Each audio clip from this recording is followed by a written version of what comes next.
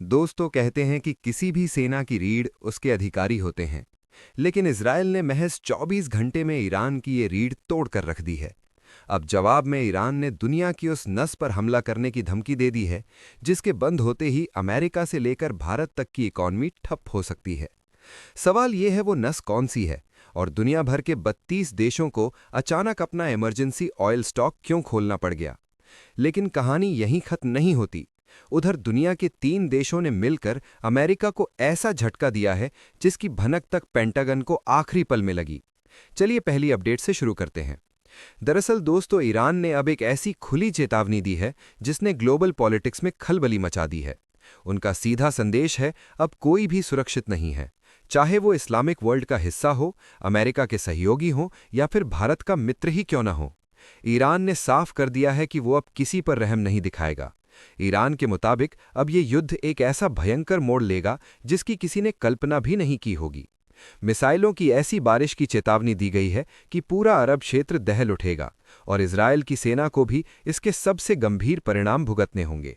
सबसे बड़ी बात, ईरान ने कड़े शब्दों में कहा है कि भारत इस मामले में थोड़ी सी भी दखल ना दे। आखिर ईरान के इतने तीखे तेवर क्यों हैं? इसकी वजह है इजरायल की हालिया एयर स्ट्राइक।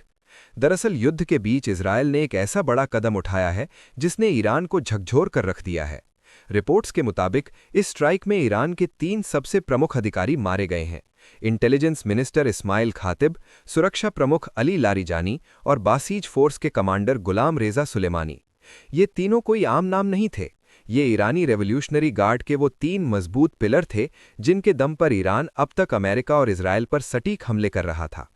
माना जा रहा था कि खामनई के बाद यही तीनों इस युद्ध की पूरी कमान संभाल रहे थे, लेकिन इजरायली डिफेंस फोर्स आईडीएफ ने इस पूरी कमान को ही निष्क्रिय कर दिया है। लेकिन अब गेम पूरी तरह पलट चुका है और इसके बाद इजरायल ने जो बयान दिया वो और भी ज्यादा खतरनाक है। रेफरेंस के लिए आपकी स्क्रीन पर आर्टिकल का स्क्रीनशॉट है। इजरायली डिफेंस मिनिस्टर का दावा है कि इस बड़े ऑपरेशन के बाद इजरायल ने खुलेआम स्टेटमेंट जारी किया है कि बीते 24 घंटे में हुई इन मौतों के बाद इजरायली डिफेंस फोर्सेस का दावा है कि अब ईरान का कोई भी सीनियर अधिकारी उनके रडार पर है और उन्हें टारगेट करने के लिए अब किसी एक्स्ट्रा अप्रूवल की जरूरत नहीं है। पीएम नेतन्याहू का स्पष्ट कहना है कि वो जितना हमसे युद्ध करेंगे, हम उनके अधिकारियों को उतना ही निशाना बनाते रहेंगे। बात सिर्फ यहीं खत्म नहीं होती। खबर यह भी है कि इजरायल ने दुनिया के सबसे बड़े नेचुरल गैस फील्ड यानी ईरान के साउथ पार्स पर भी बमबारी कर दी है।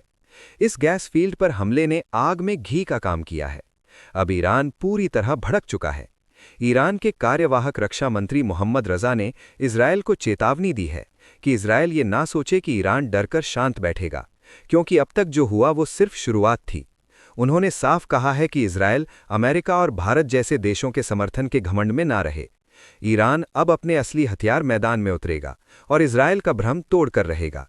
साथ ही कई विश्लेषकों का मानना है कि उन्होंने भारत से सीधे तौर पर कहा है कि जब ईरान अपना पलटवार करे तो भारत उसकी निंदा या इजरायल का समर्थन बिल्कुल ना करे, ताकि व्यर्थ में भारत और ईरान के आपसी रिश्ते खराब ना हों।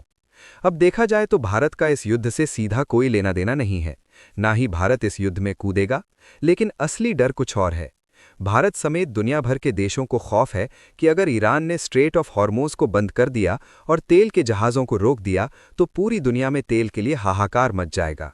ऊपर से ईरान की तरफ से अगले कुछ घंटों में कतर, सऊदी और यूएई पर भी भारी बमबारी की धमकियों की खबरें आ रही हैं। अब हालात इतने बिगड़ चुके हैं कि इंटरनेशनल एनर्जी एजेंसी के 32 देशों ने अपने इमरजेंसी ऑयल स्टॉक रिलीज करने का फैसला किया है। लेकिन खुद एक्सपर्ट्स मानते हैं ये सिर्फ कुछ हफ्तों की राहत है। असली समाधान तभी होगा जब हॉर्मूज और गल्फ से तेल का रास्ता फिर से सामान्य हो जाएगा। तेल और गैस की कीमतें पहले ही 6 से 7% तक बढ़ चुकी हैं और एक्सपर्ट्स कह रहे हैं रोजाना लगभग 12 million cubic metre gas production रुक गया। ईरान के साथ साथ इराक जैसे देशों की बिजली सप्लाई भी प्रभावित हुई। लेकिन कहानी यहीं खत्म नहीं होती। असली झटका अब अमेरिका को लगा है, क्योंकि 3 देशों ने मिलकर सुपर पावर अमेरिका को धूल चटा दी है। पेंटागन हैरान, वजह जानकर आप चौंक जाओगे। दोस्तों, सुपर पावर अमेरिका के साथ इन दिनों कुछ बहुत ही अजीब, बल्कि यूं कहें कि बहुत ही शॉकिंग हो रहा है। ग्लोबल ट्रेड के महामंदिर में अमेरिका को एक के बाद एक कई बड़े झटके लग रहे हैं। और अगर मैं सच कहूं तो मुझे इस पर जरा भी हैरानी नहीं हो रही है। जानते हैं क्यों? क्योंकि इतिहास गवाह है। अमेरिका ने जिन देशों पर अपनी शर्तें थोपने की कोशिश की, जिन्हें दबाना चाहा, आज उन्हीं देशों ने व्यापार की मेज पर अमेरिका को पसीने ला दिए हैं। पासा पलट चुका है दोस्तों। एक देश ने अमेरिका के साथ ट्रेड डील ही कैंसिल कर दी है, दूसरे ने जैसे को तैसा वाला करारा जवाब दिया है, और तीसरे देश ने, जो कि हमारा प्यारा भारत है, उसने ट्रेड टॉक्स को फिलहाल सस्पेंड कर दिया है। मैं बात कर रहा हूं मलेशिया, कनाडा और इंडिया की। मलेशिया ने बिना किसी लाग लपेट के बिल्कुल क्लियर कट बोल दिया है, बस बहुत हुआ, अब हम अमेरिका के साथ ये ट्रेड डील कैंसिल कर रहे हैं। इनका जो आधिकारिक बयान आया है वो बड़ा दिलचस्प है। वहां के जिम्मेदार मंत्री ने साफ कहा, गलतफहमी में मत रहना, हम डील में डिले नहीं कर रहे, ना ही इसे सस्पेंड कर रहे हैं। हम इस पूरी ट्रेड डील को नल एंड वॉइड यानी शून्य घोषित कर रहे हैं। आखिर मलेशिया ने इतना बड़ा कदम क्यों उठाया? लेकिन नोट करने वाली बात यह है कि मलेशिया दुनिया का पहला ऐसा देश बन गया है जिसने यूएस ट्रेड डील को इस तरह सिरे से खारिज कर दिया है। अमेरिका के लिए ये एक बहुत बड़ा ईगो हर्ट है। अब आते हैं अपने प्यारे भारत पर। भारत ने अपनी स्ट्रैटेजी बहुत ही समझदारी से बदली है। हमने अमेरिका को साफ कह दिया है कि बॉस, शर्तें अब हम लगाएंगे। भारत का स्टैंड बिल्कुल क्लियर है। ट्रेड डील पर हस्ताक्षर केवल और केवल तभी होगी जब एक नया टैरिफ स्ट्रक्चर लागू किया जाएगा, और शर्त यह भी है कि वो नया स्ट्रक्चर अमेरिका में कानूनी रूप से मान्य होना चाहिए। इस बारे में हमारे कॉमर्स सेक्रेटरी श्री राजेश अग्रवाल साहब का ऑफिशियल स्टेटमेंट आया है। उन्होंने साफ शब्दों में कहा कि सरकार डील तभी साइन करेगी जब नया टैरिफ स्ट्रक्चर अपनी जगह पर होगा। और उधर कनाडा, उसने तो डिप्लोमेसी छोड़कर सीधे आर पार की कूटनीति जंग शुरू कर दी है। कनाडा ने एक पूरी लिस्ट जारी कर दी है। 13 मार्च से उन्होंने ऐलान कर दिया है कि अमेरिका से आने वाले लगभग 21 बिलियन के सामानों पर, जिसमें स्टील, एल्यूमीनियम और कंज्यूमर गुड्स शामिल हैं, कनाडा 25% का जवाबी जुर्माना लगाएगा। कनाडा के प्रधानमंत्री मार्क कार्नी ने कल ही एक बड़ा बयान दिया है। उन्होंने कहा, वो पुराना सिस्टम जहां अमेरिका ग्लोबल ट्रेड को लीड करता था, अब काम नहीं करता। ये एक सीधा और साफ सिग्नल है कि ये जवाबी कार्यवाही तो सिर्फ शुरुआत है। कनाडा अब अपनी व्यापारिक निर्भरता अमेरिका पर खत्म कर रहा है और नए पार्टनर तलाश रहा है। आखिर मलेशिया ने डील कैंसिल क्यों की? उन्होंने 2 मुख्य दलीलें दी। लीगल बैकिंग नहीं। मलेशिया ने कहा कि जब अमेरिका की अपनी सुप्रीम कोर्ट ने ही पुराने टैरिफ्स को रद्द कर दिया है, उनकी कोई कानूनी या विधायी बैकिंग ही नहीं बची है, तो हम उन टैरिफ्स के आधार पर हुई डील को क्यों माने? मलेशिया ने कहा कि टैरिफ का मतलब होता है बराबरी।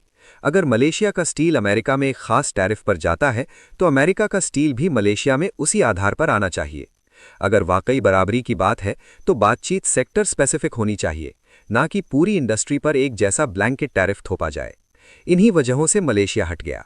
इंडिया की स्ट्रैटेजी मुझे मलेशिया से भी बेहतर लगती है। वो क्यों? क्योंकि इंडिया ने डील कैंसिल नहीं की है, सिर्फ बातचीत सस्पेंड की है। ये एक बड़ा मास्टर स्ट्रोक है। कॉमर्स सेक्रेटरी राजेश अग्रवाल जी के बयानों को समझिए।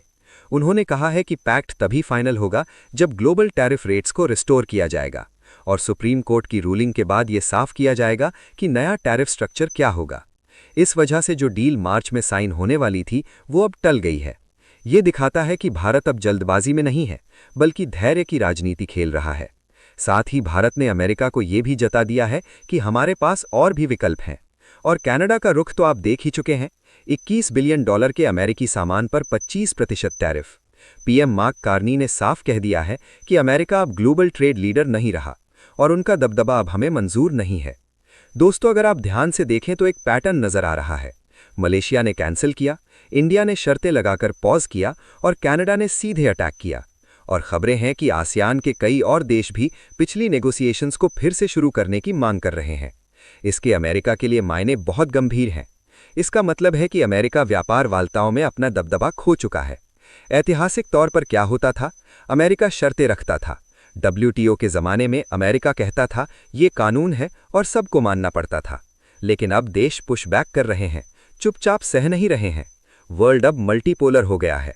देशों को समझ आ गया है कि उनके पास ऑल्टरनेटिव्स हैं। जैसे कनाडा ने संकेत दे दिया कि अगर अमेरिका अड़ा रहा तो वो चाइना के साथ बड़ी ट्रेड डील कर लेंगे। सिर्फ यही नहीं, रीजनल ट्रेड ब्लॉक्स भी मजबूत हो रहे हैं। ब्रिक्स के अंदरूनी व्यापार को देखिए, आसियान देशों के आपसी व्यापार को देखिए, ये सब बढ़ रहे हैं। इन देशों को अब समझ आ गया है कि सिर्फ अमेरिका पर निर्भर रहने की कोई ज़रूरत नहीं है। खैर, आगे क्या होगा और कौन कौन से देश इस लाइन में लगेंगे, ये तो वक्त ही बताएगा। इस पूरे मुद्दे पर आप लोग क्या सोचते हैं? और हाँ दोस्तों, अगर आपको ये वीडियो थोड़ी भी अच्छी लगे तो इस वीडियो को आप ज़रूर लाइक करें। जय हिंद, जय भारत।